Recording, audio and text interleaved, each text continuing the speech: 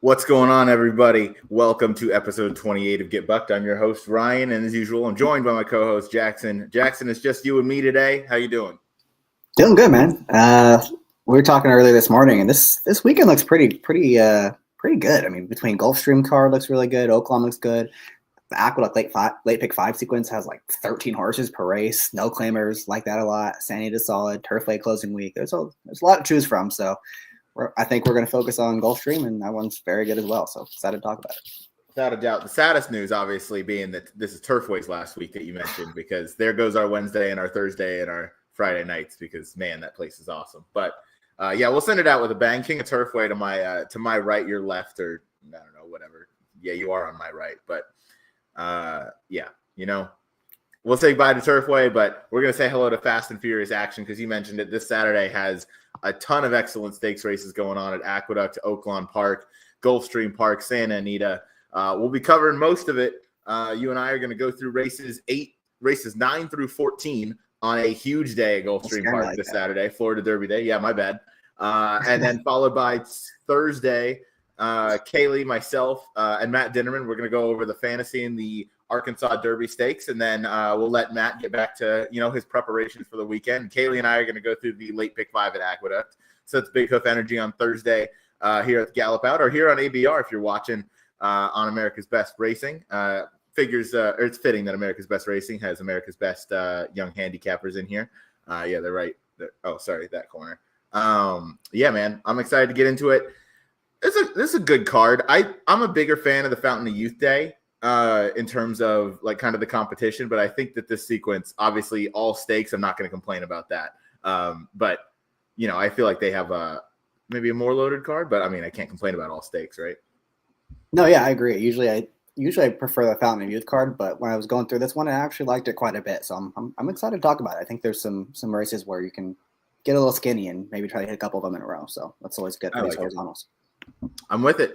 All right, without further ado, let's get on into it. I'll throw the races up here. We'll start with race number 9, which is the Gulfstream Park Oaks. Picks are up on the screen. Race number 9, I went 6-4-3. Jackson went 4-7-2. We're going a mile and a 16th on the dirt to start us off.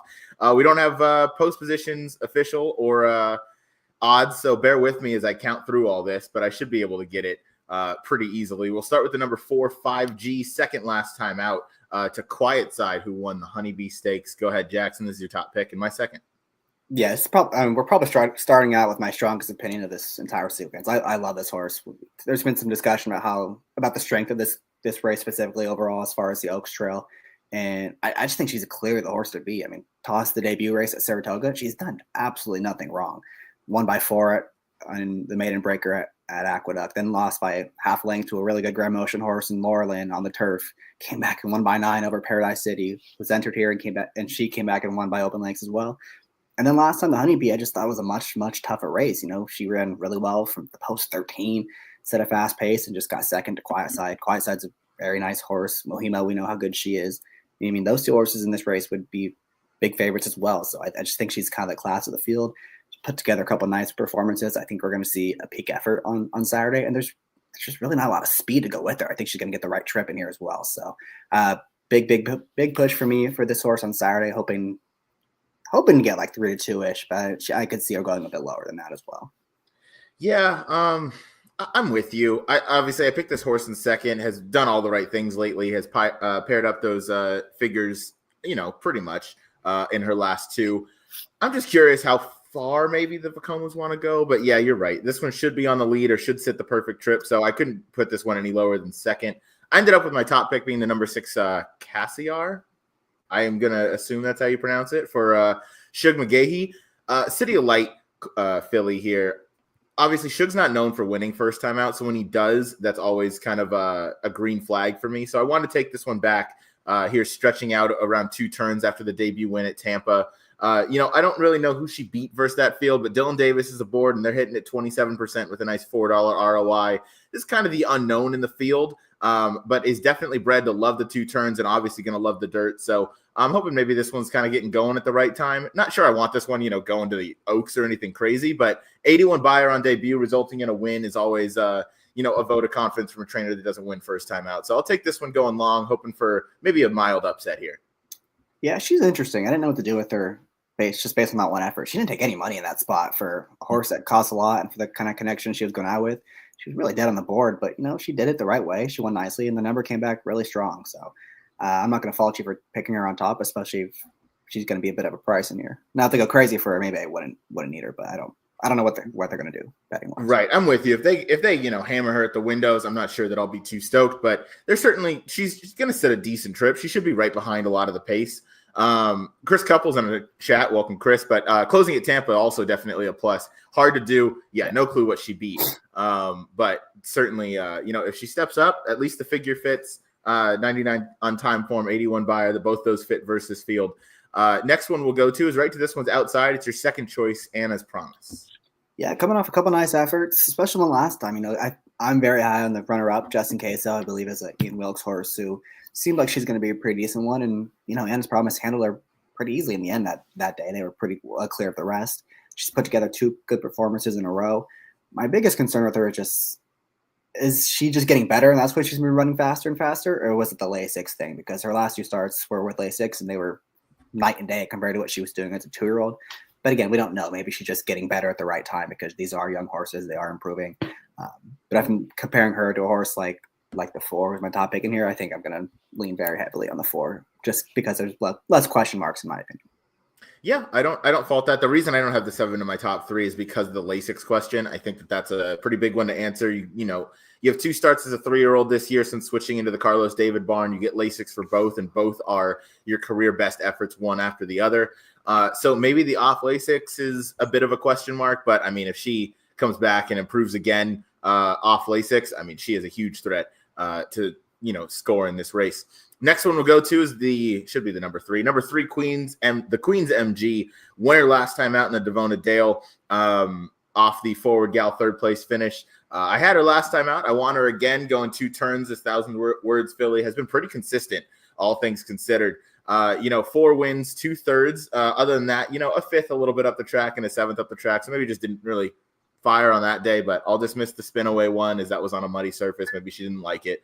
But anyway, has come back to start her 3-year-old year with 2 really strong numbers. Her 2 best, tying her career best last time out in the Devona Dale. So stretching out around 2 turns. This one likes to have a bit of a target, and I think she just has enough natural speed where she's going to be in the race enough. Should be sitting kind of inside of Cassiar, my top pick, the 6, and I'm just thinking which one is going to get the jump pretty much as they turn for home. So I thought the Queen's MG definitely deserved a look. She's come along nicely. I like the way she's been handled. So first try around 2 turns, I think she should be all right. I've just always been a little skeptical of her getting the 2 turns. I know she won last time. I'm just, even the Lakar horse, I'm not sure she's that great. And maybe she'll prove me wrong, but I just am a little skeptical. Yeah, no doubt. Certainly, stuff to be skeptical of as these are 3-year-olds and they can improve or change form pretty much at a moment's notice. Last one we'll talk about in this race is the number 2 early on, your 3rd choice. Yeah, just underneath type to fill out your trifectas, maybe even in the exacta a little bit. This horse, we were at the NHC a couple weeks ago, and she screwed me so bad. I had a straight exacta so many times, and I thought I was home free, and then she came flying late, got up for second over right behind Fondley, who's pretty well regarded for motion, and that was not a very fast pace that day that she was trying to close into. So I think if the pace does heat up a little unexpectedly, she might be the closer you want coming late. Again, I wouldn't use her to win, but I do think she could fill out your exotics at a bit of a price, I would imagine. Yeah, she's going to be a price. She's going to be coming from off of it. I just got to wonder with the early, the first wire finish for the mile and a 16th distance. Maybe that plays a part on her not being able to kind of get going in time. Certainly one that deserves a look, though, because as you mentioned, if the pace does heat up on the front end, this is the one that is a consistent kind of closer from off the pace. So she is going to be picking up those pieces late.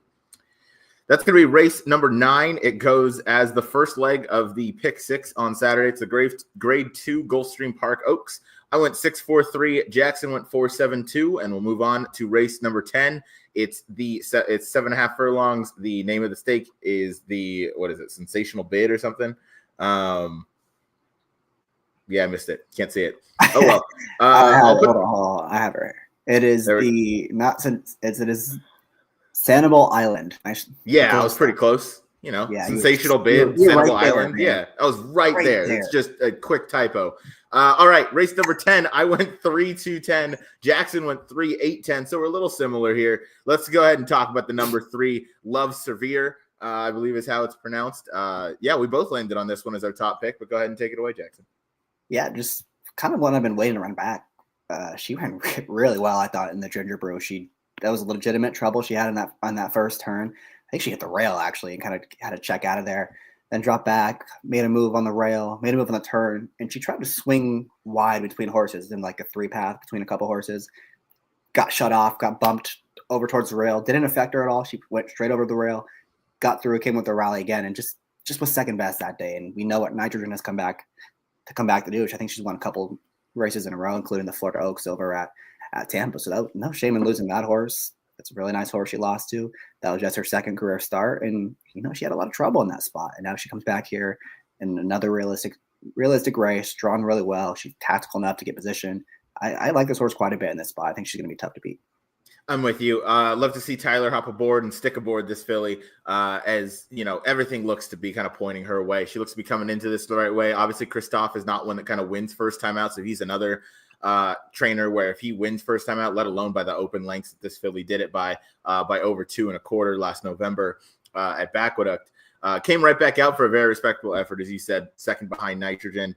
So certainly comes in here in good order. And I have a very strong opinion on this filly in this race as well. So I think everything just kind of sets up. Worth mentioning too, great portion of the winners, and actually we can get the exact number, have won for those inside 3 posts going the 7.5 furlongs on the turf at Gulfstream Park. Should be right here. Yeah. So of all the races run, 24%, 29%, 14% have come from post 1, 2, and 3. So again, it's kind of the place to be. The turn comes up really quick. So just so happens that the number 3, Love Severe, falls into that 1, 2, or 3 post category. So I think that only really strengthens my opinion on her at the end of the day. Right to her inside is the number 2, Mrs. Worldwide for Brian Lynch. This filly took a giant step up, switching over to turf last time out. So I want to give this one another look. This one's going to be forwardly placed, cuts back slightly, but finished behind Vixen, who's another Mark Cassidy trained horse who's also doing really well in her 3-year-old year. So another one, much like Nitrogen, the common opponent for Love Severe, Vixen has been really strong this season. So I feel like losing only by a neck to her last time out, certainly going to flatter the form. We're not going to get that 31-1 that we did last time, but should still get maybe a half decent price on her. Louis Sai is aboard, projects that again, did a good trip and should have the finish to get home, cutting back that half a furlong. So I want to give this one a bit of a look, but I am all number 3 on top here in this one. We'll go out to the number 8. Jackson, I think, is that this one? Bunrati Manor? Yep. The Dottori horse. There we go. Number 8, the Dottori horse is your second choice. Very bold, but go ahead. Yeah, okay, I'm gonna ignore that. Look, I didn't think there's a whole lot of speed in this race, and what speed there is, it's kind of drawn to her outside. So we know how aggressive Frankie has been pretty much all year in these grass races, especially. He's just going to the front, and this horse has one way to go, and it's forward. So if she does enter here, I haven't seen anything yet whether she's going to run here or at Turfway on Saturday, but if she does run here, I fully expect her to be pedal to the metal, straight to the front, and see how far it can take this field, because that's her one way to go, and that's kind of been the winning formula the last couple of weeks at Gulfstream. I haven't seen too many significant off the pace moves, especially in these 2-turn races. It's been a lot of horses on the lead or just behind it, so I think it's a big advantage to have her kind of speed. I know she got an easy lead last time, but she really kicked away from those horses late, and that's what you want to see. You see the increasing late pace figure, which is another good thing, shows she's capable of finishing strongly. And this is going to be her third start off of a long layoff. So theoretically, you're going to see a peak effort, and hopefully she's going to prove to be the best of speed and the one they're going to have to run down late. Yeah, peak effort would certainly put her close. I'm with you. I mean, you make some really good points. I'm not with you, I guess. I'm not going to pick this horse, but I do see a lot of the good points that you make on this one. If she gets out to the front and she just kind of walks the dog, or really just goes any sort of reasonable speed, it has been a bit of a speedway out at Gulfstream Park, which is kind of my point on the 2. That one's going to be a little bit forward, but yeah, you're right. Bunrati Manor should be the one on the lead and kind of leading the charge. I just hope maybe they come up a little bit short, and one of my other ones can kind of take over. Last one we'll talk about is the number 10 Classic Q. I'll lead this one off, and then I'll throw it to you, Jackson, as we both have this horse in third. This one had a good effort, only losing by half a length for the whole thing. Was behind Mrs. Worldwide, who's my second choice in here. So Classic Q, I thought fit. Joel Rosario is going to be aboard today, so obviously I need to hope for a clean trip all the way around there. But again, if he could tip out and he's in contention turning for home, there's not many I want that are a better finisher than Joel Rosario. So I think all the numbers fit. He's going to have to work out a trip from that outside post. You're going to post 10 of 10 in this, 7.5 furlong journey, but he's been improving, or she, excuse me, has been improving buyers in every start. Time form pretty much consistent. That first race, the debut race, had a huge discrepancy between the time form and the buyer, where it's a 59 buyer but a 95 on time form. So built on that in the next one, the blowout win that was on Lasix, came off Lasix and still ran a very respectable effort. Was post 1 of 9 that day. So I'll give this one more chance. Again, a little bit of an underneath play for me, as the 3 is kind of my main one on top. But what did you see, Jackson? Yeah, I echo everything you said. I thought she had a little bit of trouble out. Maybe not trouble, but not the most ideal stretch run, I'll say. Just enough to maybe it cost her, probably not the win, but maybe second or third. But she does have a tough post in it. It's a big ask to win from this outside post. We're going to have to trust in Joel Rosario to work out a good trip, like you said. But she's going in the right direction. She's obviously talented, and won't be surprised if she gets a good showing of herself on Saturday. Without a doubt. We got Sport Freak in the chat. Sport Freak, thanks for joining the party here. We got a question on the number 6, which should be Savetta, and what our thoughts are on this one. Our buddy Noah, who's in the chat right now, he said this one was the lock of the day. And obviously he's a pretty sharp handicapper. So he was a tad wrong by a length and a half last time. But yeah, this one definitely deserves some respect. I don't know. I felt like last time was also kind of the time for her, and just didn't really improve or fire through the way I thought she would, building on those prior performances. So I wanted to give some others a look in here. What did you think, Jackson? Yeah, I agree. This is more a bit of a personal grudge I have with this horse because, as you said, this was Noah's lock of the day. We played a contest. We lost the contest by 10 cents. And this horse was – I thought she was the winner the whole time. I mean, Irad was acting like she was loaded. And I loaded. This horse is going to win for fun. And he swung her out. I'm like, here she comes. And then she was just flat. She didn't really come with a kick. Maybe that's just a one-off. Maybe because she was a lot better that 2-back race. So maybe we'll see her getting back to the good performance. I just – personal grudge again from last time. I'm not going to use her on Saturday. Yeah, Chris Couples has a good point. She don't finish ever, as he said immediately after. So strong opinions from Chris Coupled. It was not often that we see. Check out Chris's stuff on In the Money. He's going to have a lot for Saturday, I'm sure. So go to the website there. He'll be all over it. Absolutely great plug. Another plug for Pacific Horse Players going on 6:30 p.m. Pacific time tonight over on the HHH Racing channel. Catch myself, Jackson, Noah Maher in there. Matt Miller is going to be in the live chat as he is with all of our shows. He's awesome, obviously. Noah would like us to speak on the number 1 horse, so I guess we can do him that solid because we just talked about his lock of the day last time out. So we'll talk about Candy Quest real quick. This trainee by Mark Cassie, another one in this field, has been pretty consistent in her 3 starts, so she could certainly step up here. But I don't know. I don't hate the cutback. When she had the lead second to last point of call, and then you're cutting back now. What is that? That's a whole furlong. Man, look at you getting better at math. I love it. Hey, I'm getting there eventually. Those furlongs are coming together for you. I like it. Yeah, I know. Those furlongs are coming together. She has to answer the off Lasix question, I guess, versus stakes competition. Lost to beat Flip Flops, who I think Noah was also very big on, not in that race, but the last race at Tampa. So, that was you. Okay. Well, that's fine. I'll give you a pass. He says best of the Cassie trio. I'm not sure about that, but I will implore Noah to hammer the one if that's what that's what he thinks. But her last trip was a little interesting because she was really rank on the turn. She kind of caused a lot of trouble for everyone early on, and then as Noah said, she made the big early move. So I was conflicted because she really didn't finish off that race that well. It seemed like she kind of held on, but you also want to give her credit for moving very early in the race and still having enough left, and the cutback should work to her favor theoretically. So I'm not going to talk anyone off of this horse. Yeah, no, should get a decent price too. I would imagine is kind of the less popular of the kind of Cassie combinations, I guess. And this one has the most to prove, but could certainly step up versus this level. All right, that is race number 10. I went 3-2-10. Jackson went 3-8-10. Big look to the number 3, Love Severe. As we'll move on to race number 11, the 7 furlong Army Mule listed stakes. I'll throw our picks up on the screen. I went 8-3-4. Jackson went 9-8-4. Jackson, we're going to start with you. We'll go to the number 9. That should be Play Me a Tune, the familiar horse from Woodbine. If you don't mind, Ryan, can we start with the favorite? I think the conversation about this race probably should start with Knightsbridge for Belmont. We certainly can.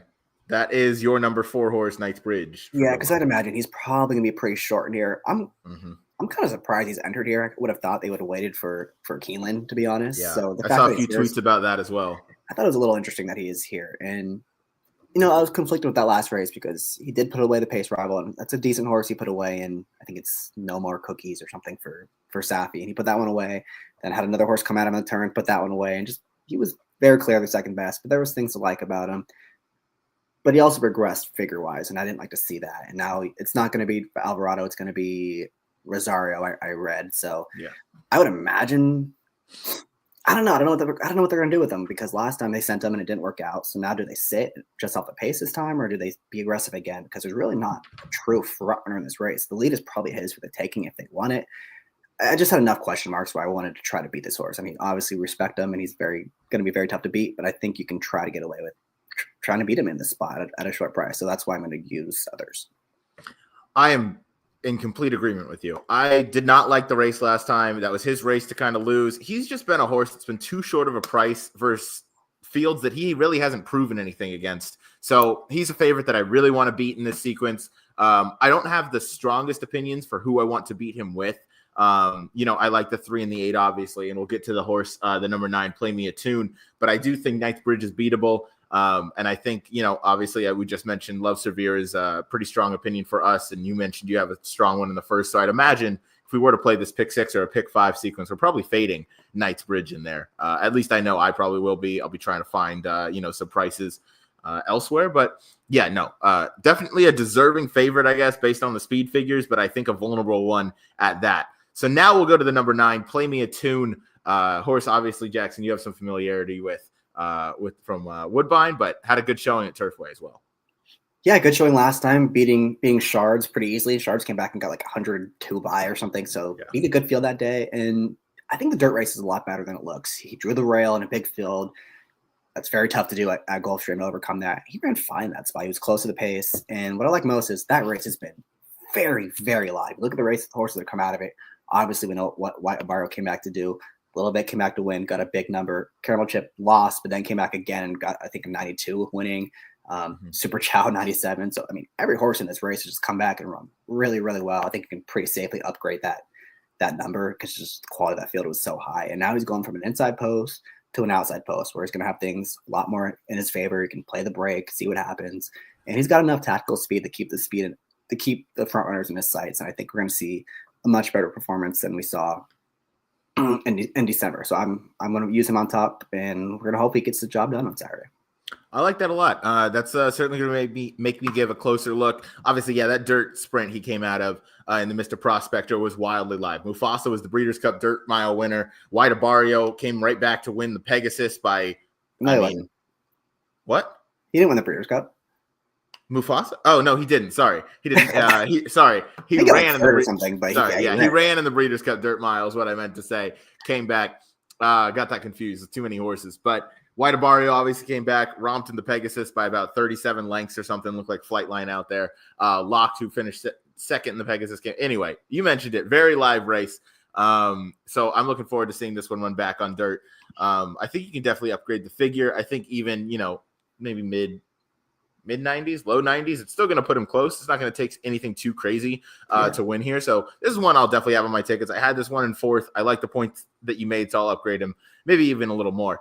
I ended up with my top pick being the number 8 in Veiled, Paco Lopez aboard, but came back off the layoff in a nice way. Tough to win off that long of a break going the 1-turn mile, as those kind of play a little strange, and actually beat Knightsbridge last time out over 14-1. So the fact that I'm going to get a better price on this horse than I am on Knightsbridge is, right there is enough, kind of motivation or enough of a reason for me to want this horse over what I believe is a vulnerable favorite, and you do as well.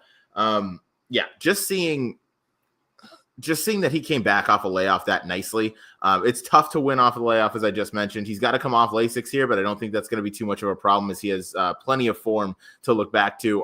Most of it going around 2 turns, but has still run very effectively at all those distances off Lasix. So that doesn't really bother me whatsoever. 4-year-old looks to be maintaining his form properly. I like the cutback off of that last effort, and it's going to be picking up the pieces a little late. So if, Knightsbridge gets a little tired or that last furlong gets a little long, I think Invale is going to be the one kind of picking everything up. Yeah, I agree with everything you said. The Lasix thing doesn't bother me at all. I think this is just a horse that's getting good at the right time. He overcame a tough rail draw last time. Now he's drawn much better on the outside. I think you're supposed to believe that last performance. It was, his second start off of a long layoff over the summer. And, why can't he take another step forward in this spot? He's only 4 years old. He's probably still improving. So he looks like he'll be pretty tough in here too. I'm all 8-9 and on all my tickets in here trying to beat that 4 horse. I like it. I'm going 3-8-9. So the other horse I'm going to use is the number 3 implementation for Safi Joseph on a Saturday. Comes in here off a little bit of a layoff, but that shouldn't be an issue as he can have his horses ready to run however long at whatever point that they need to. That last effort wasn't terrible. He lost to Little Vic. Little Vic's a good horse. He was first in the Frank Hooper Stakes, and I believe he was one of the common runners in that last race we were just looking at. I forget where he finished, though. But either way, this one came back in nice form. I think the 7 furlongs, I know he doesn't have a win at the distance, but he certainly is a hard trier there. Wonder if maybe it, the 1 turn mile probably fits him best. But I think at the 7 furlongs, he's going to be coming late. He has his kind of defined style. He has a nicer kind of inside draw for this effort. So hopefully he just saves a decent amount of ground. And I see Tyler, who's going to give him a good ride. Hopefully Tyler just kind of tips him out and powers home. So I'm looking for the 3 implementation as another one to kind of beat the favorite in the number 4 Knightsbridge. Yeah. I think 3-8-9 kind of get me through this race. And you seem to be in agreement. We did want to talk about obviously the number 4, as that was just the favorite. Knightsbridge deserved to be mentioned. And I think we both have him 3rd just because even on his off day, he's still at least the 3rd best horse in this race. That is race number 11. I agree. That is race number 11. I am 8-3-4. Jackson is 9-8-4. We're both trying to beat the heavy projected to be morning line favorite Knightsbridge in that race. He will be. I feel confident in that one. We'll go on to race number 12. Picks are up on the screen. This is the Sand and Spring Stakes. We're going to mile and a 16th. Picks are up. I went 3-4-9. Jackson went 1-12-3. So outside of the 3 horse we're talking about, we have very different opinions in here. But let's start with the rail horse. The horse on the rail that you have on top. That's moving on up. Yeah, I know you and I both liked her a lot a couple weeks ago when we were in Vegas, and she did exactly what she was supposed to do. She went off favored, got that pocket saving trip, and she crushed that field. I mean, it was not close. And considering how slow that pace was, I was impressed that she was still able to run away from those horses as well as she did. Because the runner-up Mo Fox Given is a decent filly who's got a nice kick to her, and she was just no match late. She ran away from those horses, and they're wheeling her back really quick. And they must like the way she's going right now. Got a career top in that race, 87. That's obviously decent, but the time form had it almost 7 points higher if you want to use the rough translation. So I think you're supposed to believe it again. And this seems like it's going to be a very similar race to the one she had last time, where there's really not that much speed outside of a horse drawn way out there. She's going to get that ground saving pocket rail trip that Zayas just loves to get, and he's really good at it. And I think you're going to see another good effort out of this one. So I'm going to put her on top. I think you'll get a decent price on her as well. I agree. Yeah. Moving on up should sit the perfect trip here. Should sit very similar to last time. And you mentioned we like this one in Vegas, and she certainly ran to it. So I hope she can repeat that effort today and even take maybe a little bit of a step forward. But yeah, this 4-year-old filly wheels back on 14 days rest, but I don't think that's going to be a problem for Safi. This one clearly came out of the race okay and didn't really even look like she was used all that much to kind of demolish that field by open length. So this is one I had in 4th. Another one that I give a really close look to. I just kind of preferred some others. My main one being the number 3 Vina Arana. I remember this one's debut at Saratoga. I believe it closed out a pick 3 for me or something. First time in the States for Jack Sisterson that day. Obviously had a lot of pace to run in, but lost to Catalyzed, who won next time out. Just So Pretty's a half decent horse. But I wanted to see this one in here. Obviously, Jack Sisterson comes in off a bit of a layoff. Over 180 days is not something he does a whole lot, but he is 2 for 9 with that move and 142 ROI. So normally you want to see his horses take money. So I will look to make sure that this one is kind of live on the board when we get around there if I'm playing anything vertically. But certainly when I want to use my horizontals, came off that layoff last time out to break the maiden, no problem. So I think coming back in here off the same layoff shouldn't be an issue as well. My only kind of concern is going to be if the kind of pace sets up for this runner and if you're able to kind of make up that amount of substantial ground that Via Arana is going to have to. Tyler hops off and opts for another mount, but Jero Rosario on board. So as long as he gets this one in the clear top of the stretch, she's going to make a run. She's just going to have enough to get there and going to hope that the pace kind of falls apart enough to let this one in the race. But you had this one in third, Jackson. Did you want to add anything? Yeah, I'm very concerned about the pace for her. There just does not seem to be a lot of it. And just the way the turf course is playing right now, that concerns me as well. I do want to use her. I respect her a lot. I think the race she comes out of is very live. I know a lot of horses come back to win. I think 3 or 4 of them come back to win multiple times. So that was a good maiden field she beat that day. Just for today's race, I think she's up against it a little bit. I want to use her. I just want to use her underneath. I think her kind of ceiling is, that big late kick she showed last time, and it'll be good enough to get up for second or third probably. Tell you what, she would be an amazing Keeneland horse if she gets out there this and spring. That's kind of my thought process here too. Is that it's kind of just a prep for something either in Kentucky or in New York down the line. Yeah, I could see that. Could be a horse that if she, comes back well off this layoff, maybe just like a second or third hard trying finish, could set her up well for a Derby day, second off the layoff type performance in like the American Turf or is American Turf just for 3-year-olds? Just for 3-year-olds. There's another turf race I'm thinking of. I can't remember off the top of my head which one it is, but thank you, Jackson. Needed that. All right. That's the number 3, though, Vina Arana. I think Saturday is going to be her day. I think she just kind of has – I think she has a kick that's going to be better than it was on the maiden breaking performance last time out, and I think she'll get a shot to show it. So I'm just hoping for a clear trip, and I'm hoping that's all she needs. I'll go to this one's outside. I'll go to the number 4, Be My Sunshine, trained by Safi, ridden by IRAD in this event. Blinkers are going on, so I don't really know why. Maybe they want to have this horse a little more forward, but I don't know. I'm not the trainer. Comes out of a 1 3/8, which is a bit of a concern. This one's going a 1 16, so could have lost a little bit of speed. Jackson's just cracking up down there. I don't know what I said this time, but surely it was something funny. I'm maybe a little bit concerned that this one's going to lose a little bit of that kind of early foot. Cutting back off of a distance that long. Jackson, you and I talked about it last week with Tony. Typically, it can kind of dull a horse's speed if they're going, 1 1/4 or a 1 3/8, and then you go back to a mile or a 1 1/16. You kind of lose some of that early speed and early positioning. So maybe that's why they added the blinkers for this little cutback. But either way, I'm going to go ahead and trust in Irad Ortiz to have this one in the right spot. Beach Bomb last time out, good horse. Lost to Saffron Moon, who's the next out winner, 2 back. Lost to Be Your Best 3 back in a really loaded field in that Swanee River. So, I don't know. I got to give this one more shot. I feel like you're going to get a bit of a decent price. This horse doesn't look like she really wants to finish off these races, which is a bit of a concern. But at least all of her wins have come at Gulfstream Park. 2 of her wins have come over to this distance. She has 2 other seconds, so this is her preferred distance. I'm going to hope that IRAD and the blinkers maybe make a bit of a difference. Jackson, would you like to share on what was so funny? No, you answered your own question. You're like, I don't know why they're putting the blinkers on. And you're like, well, maybe it's because, she's ran 11 furlongs and it kind of dulled her speed. And that's why they're going like, yeah, dude, that's why. You got it. You nailed it. There we go. Yeah. I actually made a big case for her last time. I kind of like what you said. She was stretching out, and she's always been at her best when she was forward. So my case for her last time was she's going to be, right on top of the pace. And then they took her dead last, and she just didn't do anything. So I'm going to pass on her on Saturday, but I'm not going to be surprised if she shows up with a decent effort. Yeah, another Safi on a Saturday horse. We're going to go to the far outside. Sorry, go. Oh, man, between the 1, the 4, and then this horse. I mean, I'd kind of be surprised if he doesn't win this race. In her time is a good horse right now. She's in really good form. She obviously loves this turf course, and especially with the way this turf course is playing right now, there's not a lot of speed. She's outside post. She is gonna go. She's gonna go as fast as she can for as long as she can, and we're gonna see if it's good enough or not. But she's coming out of a decent race. The race 2 back was obviously a very tough race too with the Pegasus Billy Mare Turf, and she shows up with one of those races that she's ran her last couple of starts. She's the one they're gonna have to catch, and she's gonna be very tough to catch.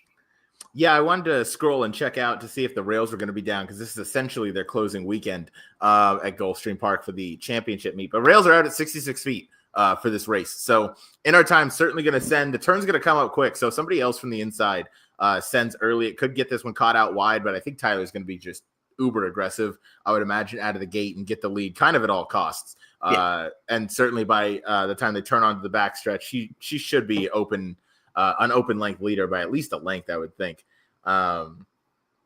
Yes, thank you, Chris. That's why I was checking, because that is just this race. Some races are at 0. They do move around the rail positions, and they can kind of go on 2 different turf courses for the inner and outer turf. Oh, Chris Couples immediately follows up with that. Yeah, basically 2 different turf courses, very wide course. They split it up into 2. Thank you, Chris. Something to obviously pay attention to every race over at Gulfstream to see which side of the course that they're running on. So this one will be run with the rails out, obviously owned in part by Resolute Racing. So shout out to Noah Maher. Maybe he knows something on this runner. I'm just kidding. But in our time, definitely one that deserves a look. I'll go to I already talked about the number 4. So I'll go to the number 9 if I can get there. I think that's Buttercream Babe. It is for Mike Maker and Luis Saez. This one's coming off a bit of a layoff since the fall meet at Keeneland. I know this one's 0 for 2 at Gulfstream, but I'm going to go ahead and toss that. Go ahead and toss those efforts. I didn't love the ride she got last time she was at Gulfstream, and or 2 back, I guess. The one in the Ginger Brew was fine. She just didn't really fire, but that was succeeded by a layoff. So I'm willing to scratch that effort as well. I'll give this one more chance. This one's going to be forward, should be fresh off the layoff. I like to see Luis Saez take the mount. If he has the lead at the top of the stretch, nobody passes Luis in the stretch, as we like to say. So I'll give this one a look. This one, a mile and a 16th off this kind of a break, going to be difficult, going to face some good horses in here. But one I think should sit a good trip. Luis is just going to have to go save some ground with this filly. And I'm going to have to hope for the best kind of everywhere else. But I think Saez on this horse gives a really good shot to get this one in the right position. And I think you're going to get a bit of a price with this one coming off the layoff. And I like this horse's form last year. Again, another one that's going to need to turn it around in terms of getting some notches in the win column, as this one kind of has a knack for finishing underneath, but maybe fresh off the layoff, maybe this jockey change to Luis Saez is going to do her right, because that was the rider in which she scored her last win, and it was also off a layoff. So maybe she fires fresh. Maybe that's kind of her way of going. She won her maiden breaker in the debut as well, and then her second win came off of I believe that's a 3-month break over the summer at Saratoga. So now comes in here off a bit of a longer break, which still shouldn't be too much of an issue. So I'll give this one a look. Coming in fresh for Mike Maker and Luis Saez. That's the number 9 Buttercream Babe. Jackson, any other horses you wanted to talk about in this one? Not really. Like I said, I think the winner of this race will be from the Sappy Joseph barn. Just kind of a matter of which one it's going to be. Yeah, I'm with you in some ways. But my top pick, the number 3, Vina Arana, but certainly a deep and contentious field. I don't know who the favorite is going to be or what the favorite's going to go off at, but I'd hope nothing lower than 5-2. This is a great betting race. At least it looks that way on paper. Yeah. So should produce a nice result. So if you have a strong opinion, I definitely encourage you to press it, because I think you're going to get your price. But that's race number 12. I went 3-4-9. Jackson went 1-12-3. We'll move on now to our penultimate race, the 1 mile Appleton Stakes at Gulfstream Park. I'll throw our picks up on the screen. I went 9-11-7. Jackson went 6-11-2. Jackson, you and I are kind of similar today. We have like one common pick in each of these races, so that's not too bad. That at least gives me some vote of confidence. But we'll start, actually. Let's start with our mutual second pick, the number 11 Skyro. Nope. You got to go a little further than that. Yep. Number 11, Ice Chocolat. Ice Chocolat, yeah. Yeah, I didn't know what to do with him, because his form last year was really good, especially at Gulfstream. He got really good last spring when he came off a layoff and won, and then faced a couple good ones. The one bad race when he had a lot of trouble, so he obviously ran really well at poker. He somehow won that race at 24-1. I'll never understand how he won that, even with the easy lead. This is a much softer spot, obviously, and I think Cassie is very capable of coming off the layoff. I just think he's kind of the class of the field, and I didn't know how strong this race is overall. So I think if he comes back with one of his better efforts, he'll be very tough. The post is obviously a big concern. His post 11 is not easy, but he does have that versatile running style where he can kind of do everything. And Rosario, I trust Rosario. He gives a great ride 80% of the time. And the other 20% of the time, makes you want to just, throw everything everywhere. But hopefully we get that 80% and he gives him a good ride and he can show up with one of his good efforts. I'm with you. I didn't really know what to do with this horse either. But at least we know that she has some kind of, she can kind of be placed wherever. She's come from well off of it. She's won from on the lead. He's versatile. Sorry, I knew all that. I was just testing you, Jackson. Had to be sure you were right. If you go back to this one's last, maybe 8 races, the only horse that this one is lost to that wouldn't be favored is maybe Smokin' Tea, but even Smokin' Tea is probably favored in this spot. You lose to horses like Carl Spackler, Emmanuel, Big Invasion, Master of the Seas. Those are all, A-plus horses that have run in multiple graded stakes and have won multiple graded stakes. So Ice Chocolate, you mentioned it, class of the field. Going to come in here fresh off the layoff. Won off the bench at Gulfstream Park over this course last year. Obviously, that was just an optional claimer, but comes back, fires fresh. So I like to see that. I picked this one in second. Didn't get the full vote of confidence for me on top. But yeah, you mentioned it. 80% of the time, Joel is going to give you a good ride, and it's just going to come up to the horse having enough. But we'll go now to the number 6 Abromar for Safi Joseph, Edgar Zayas. This is your top choice in the race. Yeah, Safi again here. He just does really well in these big days, and this is another horse I want to give a big look to. I'm going to be very much against the horse you're going to talk about in a minute, Major Dude.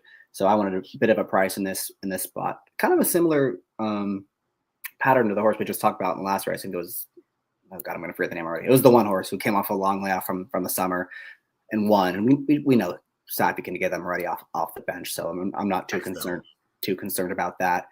I just like his pattern going into last year. He was running really well.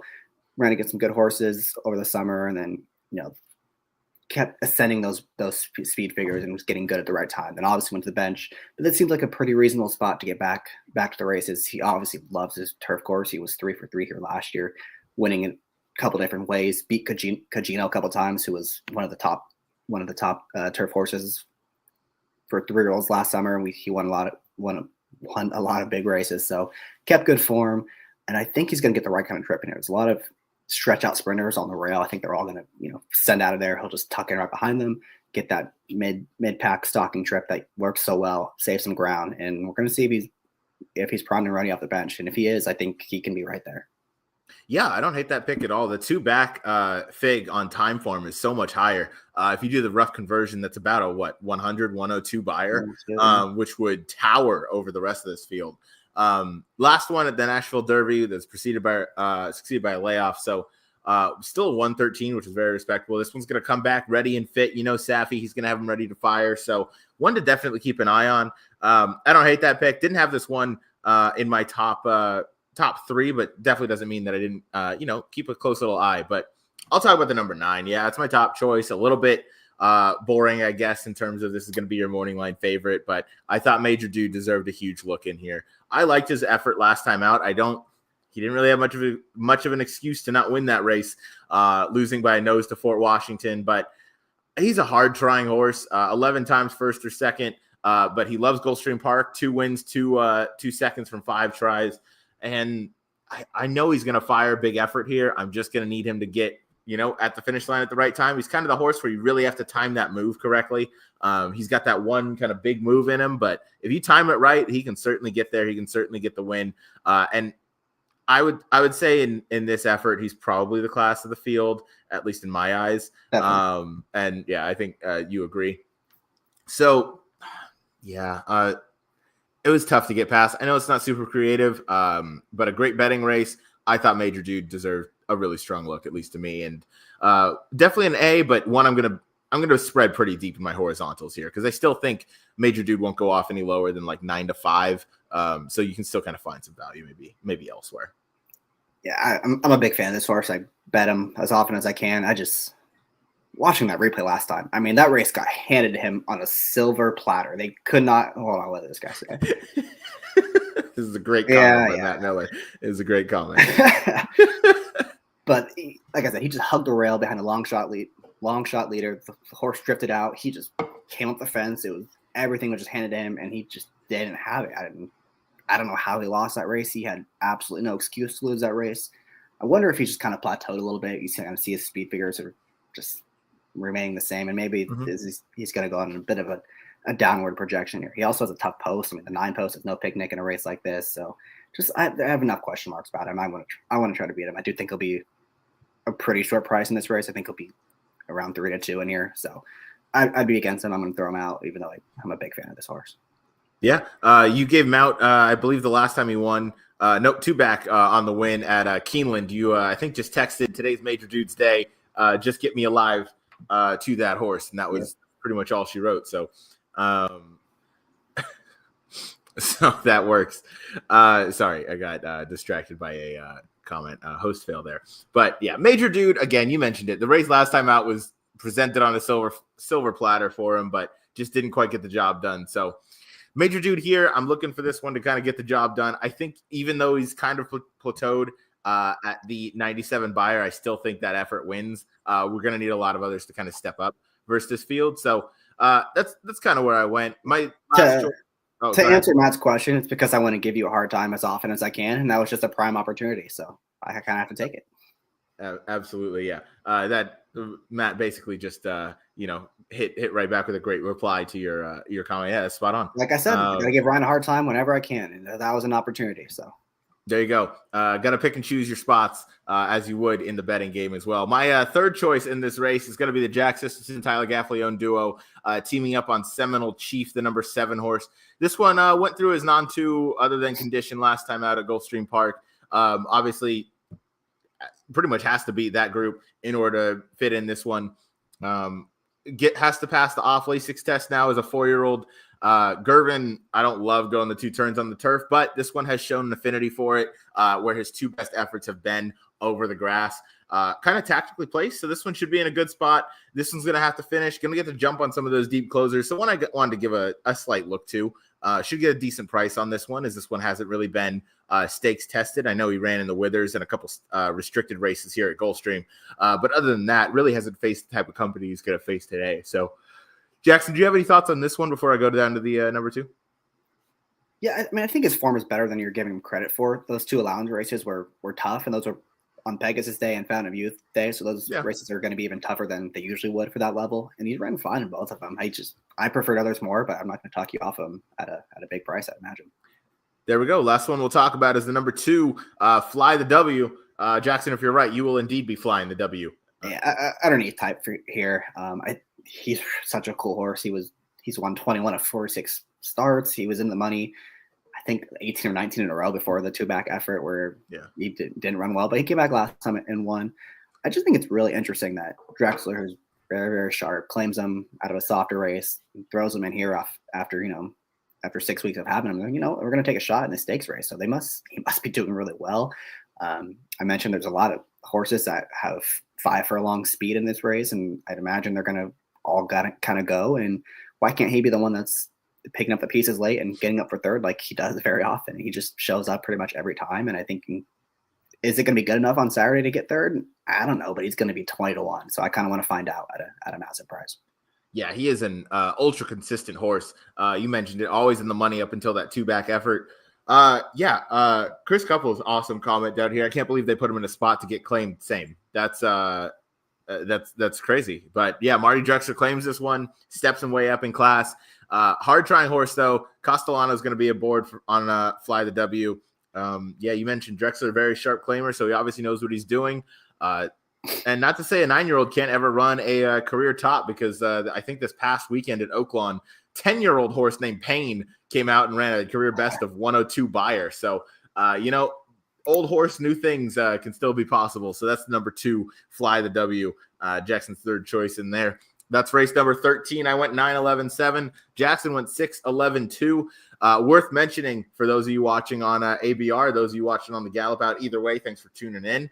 Keep in mind, this Saturday over on ABR Live, we're going to be having a live Florida Derby show. I'll be on there for the duration of the show. We'll be covering races 12, 13, and 14 from Gulfstream Park. So 2 turf stakes races and race number 14, which is the 9 furlong, mile and an eighth Grade 1 Florida Derby. Obviously, it's going on dirt for these 3-year-olds as they keep the Derby dream alive. I went 8-10-4. Jackson went 9-10-8. Well, we have to start with your morning line favorite and your Fountain of Youth winner, Sovereignty, number 10 for Belmont. Announced earlier today that with the injury that's going to sideline Junior Alvarado for about 3 weeks. Obviously, hope he gets better. Manny Franco is going to be taking the mount on Saturday on Sovereignty. So certainly no kind of confidence loss, at least in my book.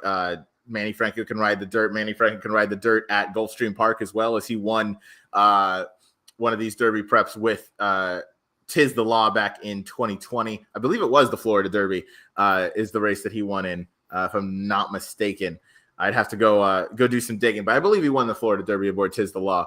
So Sovereignty in here obviously came back with an absolutely monster effort. They were going a mile and a 16th to the Fountain of Youth. That's the short stretch at Gulfstream Park. This one closed like a freight train to get up over some other good runners in Neoquist and River Thames.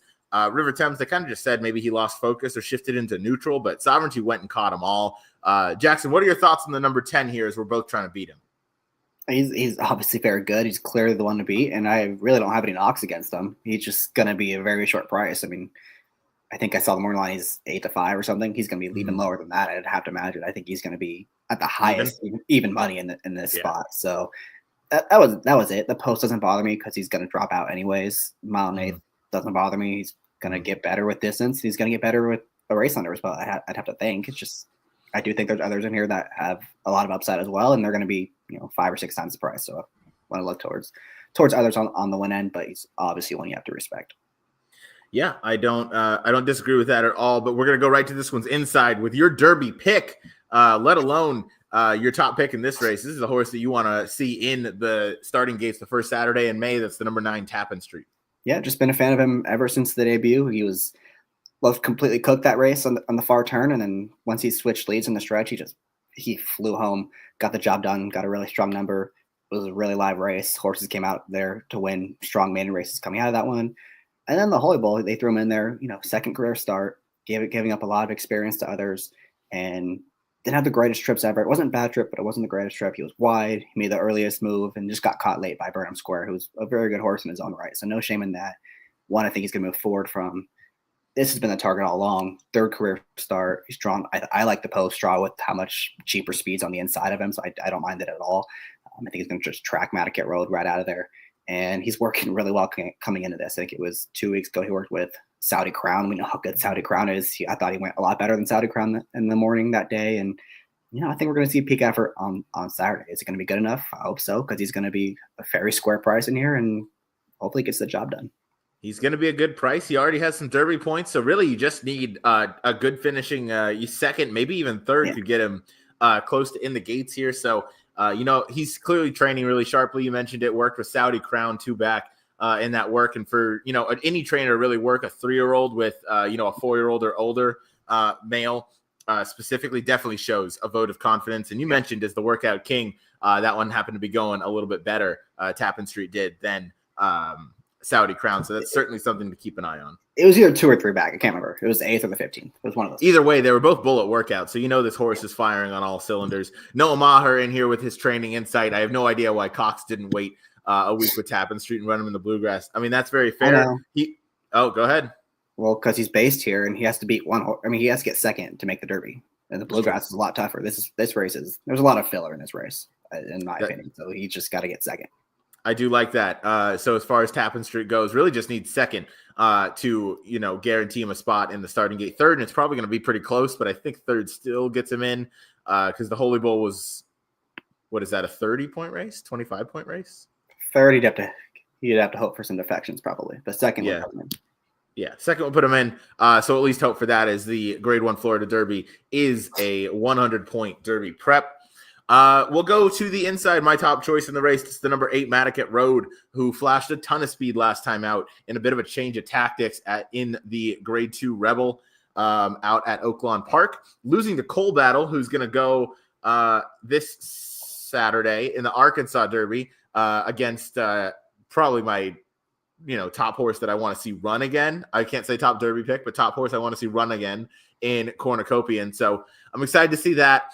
Madaket Road, though, last time out, change of tactics, and I'm kind of anticipating more or less the same thing. This one's going to kind of send out, going to be towards the front. I think if somebody to the inside sends harder, I think Madaket Road's capable of kind of sitting off and rating that speed as he's kind of showed before, but they've always thought really highly of this horse. I'm really excited to see this one run out here.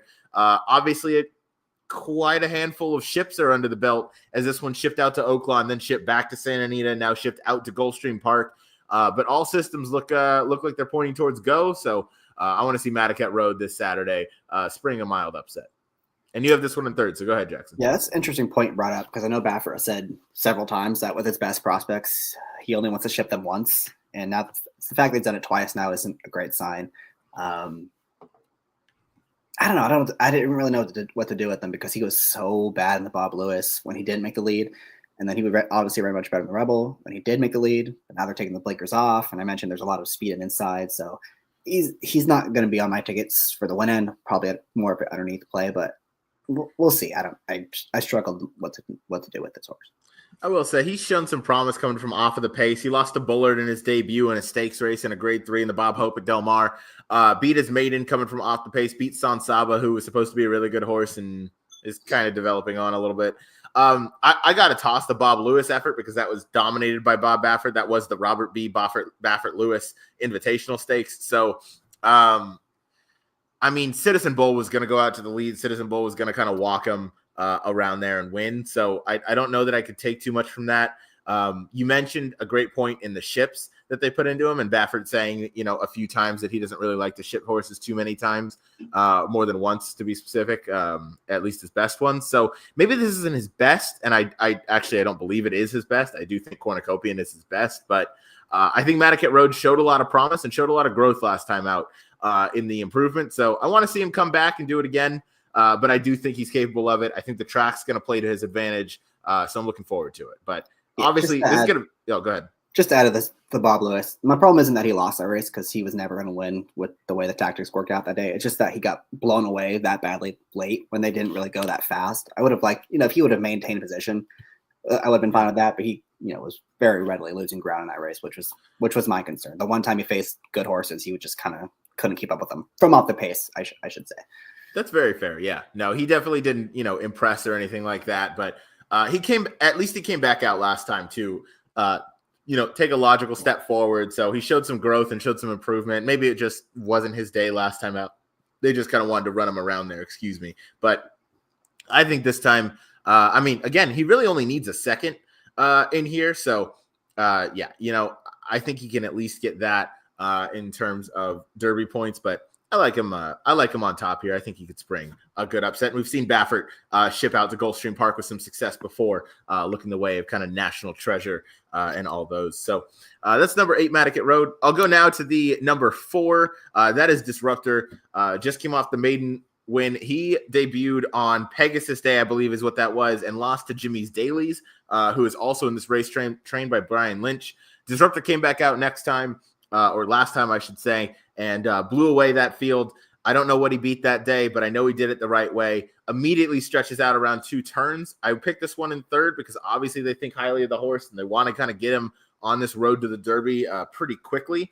This is a pretty big ask going from 7 furlongs to 9 furlongs in just start number 3. However, being out a gun runner should handle the 2 turns no problem, but I didn't pick this one higher than third because of that sire. They kind of tend to get better with age. This is one I maybe look forward to later on in the summer as he kind of grows into himself as matures. As we've seen, gun runners time and again producing top quality offspring, but they don't typically get good kind of in the spring of their 3-year-old year. We see horses like Sierra Leone who got good in November, horses like Locked who got good later in their years. They had more time to develop. But I think Disruptor showed a lot of promise last time out in his blow the doors off victory. And I think if he steps up going 2 turns, I think that definitely puts him right in the mix. And Todd Pletcher going long on dirt, not someone I want to fade too often, and especially when you're going to get a bit of a decent price, considering the favorites in the 8, 9, and 10 hole are going to take some money in here. I think you might get a square price on Disruptor. So, or I guess I should say the 8 and 10, because Tappan Street might get a little bit forgotten about. So I want to give the 4 Disruptor a look at just what I thought would be a decent price. And confidence building that Matt Miller likes this horse has done upsetter too. Yeah, I kind of viewed him very similarly to Tappan Street. They have the 2 starts. They have the win and the loss. I don't know. I think I think Tapestry, if I'm comparing these two, has just overcome a lot more adversity.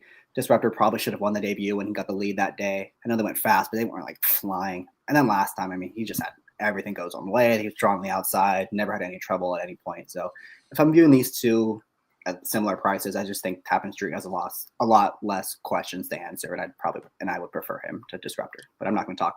He's obviously very, very talented. I don't want to talk anyone off of him either.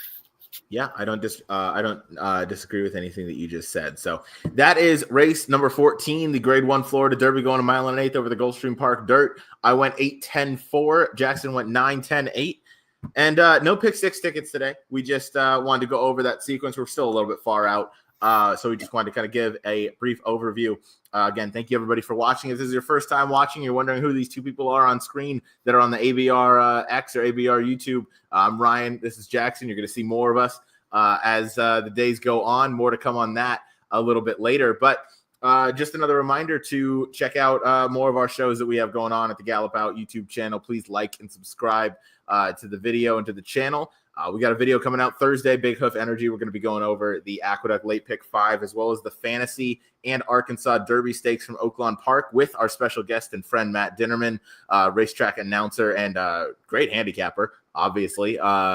So looking forward to speaking with him again. He's been, a returning guest on our show, so we love all the time that he's given us. But this was Get Bucked. Jackson, fun show. Looking forward to the sequence. I don't know that I'll play the pick 6, but I'm definitely playing this pick 5 as I will be live on ABR's streaming from races 11, 12, 13, and 14 this Saturday. So I'll be looking forward to that as we go on. But yeah, any parting words, parting shots from you? No parting shots. Fun sequence. Looks good. Definitely want to get involved. Whether it's just win bats, doubles, pick 5s, whatever it's going to be. Looks like it's going to be a lot of fun. There we go. How are you doing in Contest Jockey? I totally forgot about it until you just said it. So I haven't lost all my money yet, but okay. I'm probably pretty far behind. Well, I lost mine, but that's okay. There's always another day. So from the Harness King Jackson, from me, your host. Thank you guys for watching. Please like, subscribe to the YouTube channel. Give us a follow on X. We will see you later on. As again, we're back on Thursday. You can head on over to the HHH Racing channel for 6:30 p.m. Pacific time, 9:30 p.m. Eastern for Pacific Horse Players, hosted by Noah Maher, co-hosted by myself, and co-hosted by Jackson Muniz. So until next time, peace.